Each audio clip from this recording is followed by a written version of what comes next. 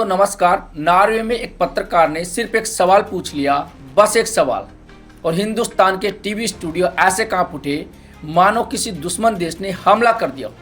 चीखना शुरू, चिल्लाना शुरू, भारत का अपमान, राष्ट्र का अपमान, साजिश और एजेंडा। लेकिन रुको, देश को बेइज्जत आखिर किसने किया? उस पत्रकार ने या उन लोगों ने जो सवाल सुनते ही बौखला गए? क्योंकि दुनिया ने उस घटना को राष्ट्रवाद की आंख से नहीं देखा, दुनिया ने उसे लोकतंत्र की आंख से देखा है।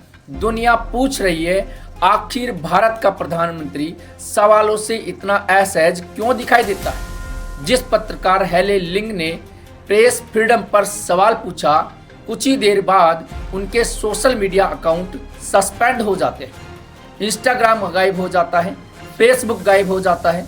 और यह सब तब जब उनका वीडियो पूरी दुनिया में आग की तरह फैल चुका था। अब आप खुद सोचिए, भारत की छवि को नुकसान सवाल से हुआ या उस दृश्य से जहां दुनिया ने देखा कि लोकतंत्र का दावा करने वाला देश सवालों से बचता हुआ दिखाई दे रहा है। और फिर नॉर्वे के प्रधानमंत्री मंच पर खड़े होकर कहते हैं, मैं हर सवाल का जवाब दूंगा, लेकिन अगर भारत के प्रधानमंत्री सवाल नहीं लेना चाहते तो वह उनकी परंपरा है। सुनने में तो वाक्य अच्छा लगता है, लेकिन नहीं, यह एक कूटनीतिक तमाचा था, एक बेहद सभ्य भाषा में बोला गया तीखा संदेश। और सबसे चुभने वाली लाइन, यह उनकी संस्कृति है। यानी दुनिया अब भारत को उस नज़र से देखने लगी है जहां चुनाव तो होते हैं, लेकिन सवाल पूछना असुविधाजनक माना जाता है। फिर अचानक टीवी स्टूडियो में वही पुराने चेहरे प्रकट हो जाते हैं, वही लोग जिन्होंने टीवी पत्रकारिता को चीखती हुई अदालत बना दिया था।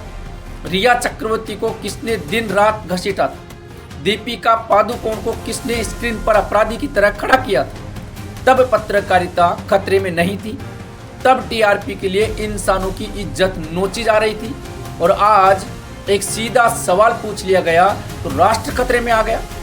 अब फिर से सवाल सुनिए, prime minister Modi, why don't you take some questions from the freest press in the world? बताइए, इसमें गाली कहाँ है? इसमें भारत विरोध कहाँ है? इसमें अपमान कहाँ है? लेकिन नहीं, समस्या सवाल में नहीं है। समस्या यह है कि 12 साल में सत्ता से सवाल पूछने की आदत ही कमजोर कर दी गई। अब सामान्य प्रश्न भी हमला लगने लगा है, और यही इस दौर की सबसे खतरनाक राजनीति है। सत्ता जवाब नहीं देगी, सवाल पूछने वालों को कटघरे में खड़ा कर देगी। नियत पर हमला करो, चरित्र पर हमला करो, पुरानी पोस्टें निकालो, डिजिटल हिस्ट्री खंगालो, लेकिन सवाल का जवाब मत दो। तो फिर वही मीडिया जो प्रधानमंत्री से पूछता है, आप थकते क्यों नहीं, इतनी ऊर्जा कहाँ से आती है, वही मीडिया आज पत्रकारिता का ज्ञान बांट रहा है। बेरोजगारी पर सवाल नहीं, महंगाई पर सवाल नहीं, पेपर लीक पर सवाल नहीं, छात्र आत्महत्याओं पर सवाल नहीं, लेकिन एक विदेशी पत्रकार ने सीधा सवाल पूछ लिया तो पूरा मीडिया तंत्र कांप गया। क्यों? क्योंकि डर सवाल से नहीं है, डर उस दिन से है जब जनता भी सवाल पूछना शुरू कर देगी। याद रखिए, लोकतंत्र का सबसे खतरनाक क्षण वह नहीं होता जब सवाल उठते हैं, सबसे खतरनाक क्षण वह होता है जब सवाल पूछने वालों को दुश्मन बना दिया जाता है, जब पत्रकारों को निशाना बनाया जाता है, जब आलोचना को देशद्रोह कहा दिया जाता है, जब चुप्पी को राष्ट्रवाद बना दिया जाता है। यही आज हो रहा है।